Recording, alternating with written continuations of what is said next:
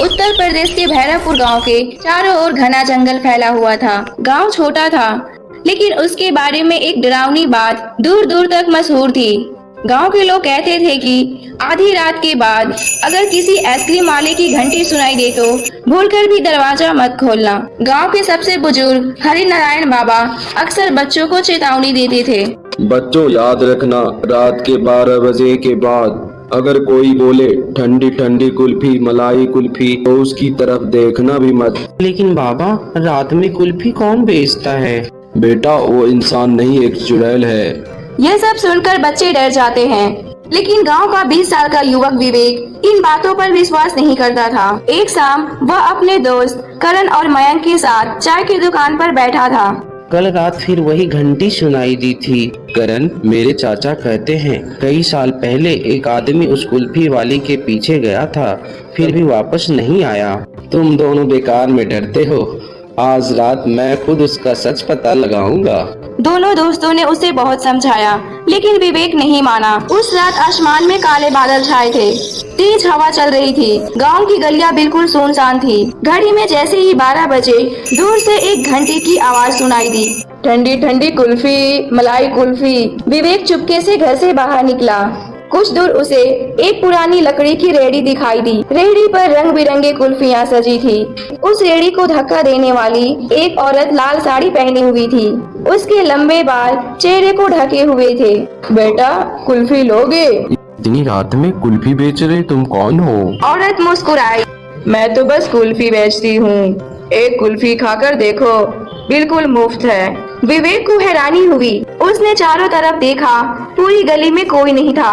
जब उसने कुल्फी हाथ में ली, उसे लगा कि कुल्फी बर्फ जैसी नहीं बल्कि किसी पत्थर की तरह ठंडी थी। पहला निवाला खाते ही उसके कानों में अजीब फुसफुसाहट गूंजने लगी। हमारे साथ चलो। विवेक घबरा गया। उसने ऊपर देखा। अब उस औरत का चेहरा बदल चुका था। उसकी आंखें लाल थी, चेहरा राख जैसा सफेद, दांत तलवार की तरह लंबे, और सबसे डरावनी बात, उसके पैर उल्टे थे। तुम कौन हो? मैं रात की कुल्फी वाली हूँ। जो भी मेरी कुल्फी खाता है वह हमेशा के लिए मेरा हो जाता है। इतना कहते ही उसके चारों तरफ काला धुआं फैल गया। विवेक पूरी ताकत से भागने लगा, लेकिन जहाँ भी जाता वही घंटी उसके पीछे सुनाई देती। भागते भागते वह गांव के बाहर पुराने शिव मंदिर तक पहुँच गया। मंदिर के अंदर एक साधु ध्यान कर रहे थे। बाबा, बाबा मुझे बचा लीजिए प्लीज। साधु बाबा ने आंखें खोली। बेटा, तू उसकी कुल्फी को खा चुका है, वो अब तेरा पीछा नहीं छोड़ेगी। उन्होंने गंगा जल छिड़का और मंत्र पढ़ना शुरू किया। तभी मंदिर के बाहर तेज आंधी आने लगी। दरवाजा अपने आप खुल गया। वही कुल्फी वाली चुड़ैल मंदिर के बाहर खड़ी थी। वो मेरा शिकार है, उसे मेरे हवाले कर दो। साधु बाबा ने त्रिशूल उठाकर जोर से मंत्र पढ़ा। अचानक मंदिर की घंटियां अपने आप बजने लगी। चुड़ैल दर्द से चीखने लगी, लेकिन कुछ ही पल बाद वह जोर से हंसी। तुम मुझे नहीं रोक सकते। इतना कहकर वह धुएं में बदलकर गायब हो गई। साधु ने विवेक से कहा, आज तो बच गया, लेकिन याद रखना वो फिर लौटेगी। अगले दिन पूरे गांव में यह बात फैल गई। लोगों ने रात बाहर निकलना बंद कर दिया। कई महीने बीत गए। सबको लगा कि अब खतरा टल गया है, लेकिन एक रात फिर से वही आवाज गूंजने लगी। कुल्फी, मलाई कुल्फी।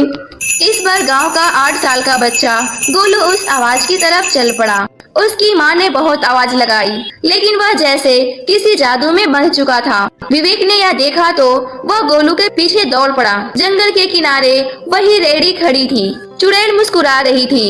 गोलू उसके सामने खड़ा था। आओ बेटा, तुम्हारे लिए सबसे मीठी कुल्फी है। जैसे ही गोलू कुल्फी लेने वाला था, विवेक ने उसे खींच लिया। चुड़ैल का चेहरा गुस्से से विकराल हो गया। उसकी चीख से पूरा जंगल कांप उठा। पेड़ों पर बैठे कौवे एक साथ उड़ गए। जमीन हिलने लगी। विवेक ने साधु द्वारा दिया गया रक्षा ताबीज निकालकर चुड़ैल की ओर फेंक दिया। ताबीज से तेज रोशनी निकली। चुड़ैल दर्द से चिल्लाई और देखते ही देखते राख बनकर हवा में उड़ गई।